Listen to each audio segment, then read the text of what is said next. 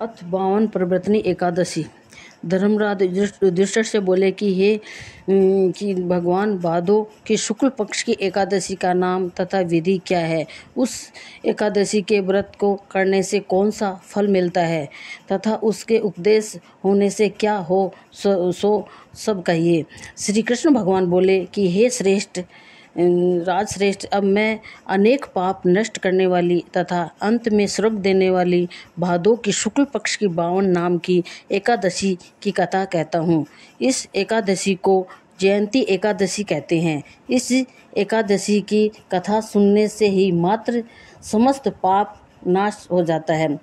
इस एकादशी के व्रत का फल वाजपेय यज्ञ के फल से भी अधिक है। इस जयंती एकादशी की कथा ये नीच पापियों का उद्धार हो जाता है। यदि कोई धर्म प्रणाल्य मनुष्य एकादशी के दिन मेरी पूजा करता है तो मैं उसे संसार की पूजा का फल देता हूँ। जो मनुष्य मेरी पूजा करता है उससे मेरे लोक को प्राप्त होता है। इसी में किंचन मात्र ही संदेह नहीं है। जो मनुष्य इस एकादशी के दिन 52 भगवान की पूजा करता है वह तीनों देवताओं अर्थात ब्रह्मा विष्णु महेश की पूजा करता है। जो मनुष्य इस एकादशी का व्रत करते हैं उन्हें इस संसार में कुछ भी करने को शेष नहीं रहता। एकादशी के दिन श्री विष्णु भगवान करवट बदलते हैं, इसलिए इस परिवर्तनी एकादशी कहते हैं।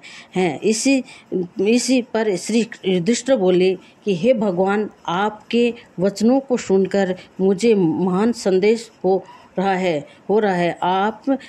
आपकी किस प्रकार सोते तथा करवट बदलते हैं?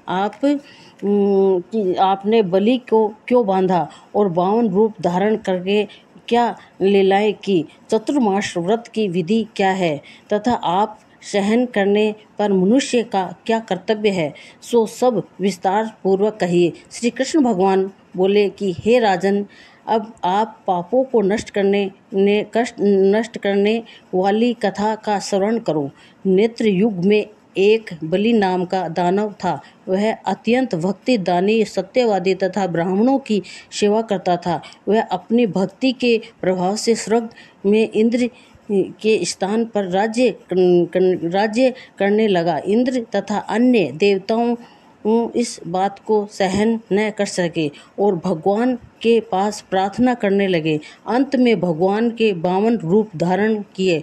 मैंने अत्यंत तेजस्वी ब्राह्मण बालक के रूप में राजा बलि को जीता। इस पर युधिष्ठिर बोले कि हे जनार्दन, अपने 52 रूप धारण करने बलि की किस प्रकार से जीता है सो सब विस्तार समझाइए। श्री कृष्ण भगवान बोले कि हे राजन, मैंने 52 रूप धारण करके राजा बलि के याचना की है। राजन, तुम 3 पैर भूमि दे दो, इससे तुम्हारे लिए 3 लोक दान का फल प्राप्त होगा। राजा बलि ने इस छोटी सी याचना को स्वीकार कर लिया और भूमि देने को तैयार हो गया। तब मैंने अपने आकार में बढ़ाया और भूलोक में पैर, भूलोक में जांघा, स्वर्गलोक में कमर, महकलोक में पेट, जनलोक में हृदय, तपलोक में कंठ और सत्यलोक में मुख रखकर अपने सिर को ऊंचा उठा लिया।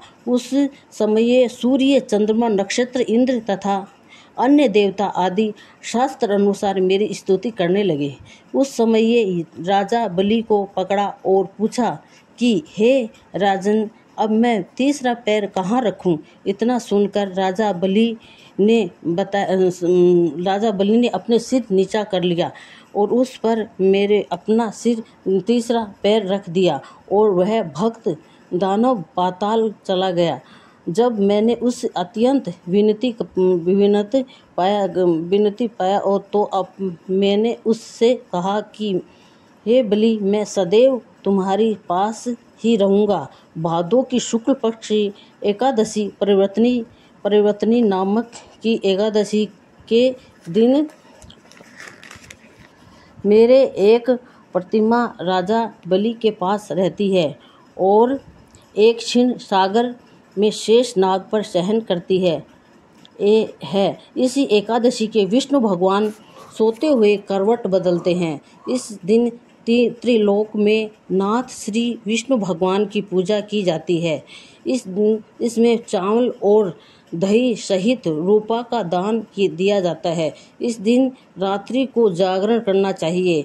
इस प्रकार से करने से मनुष्य समस्त पापों से मुक्त होकर स्वर्गलोक में जाता है। जो इन पापों को नष्ट करने वाली कथा को सुनते हैं उसे अश्वमेध यज्ञ का फल मिलता है। बोलो ग्यारस माता की जय।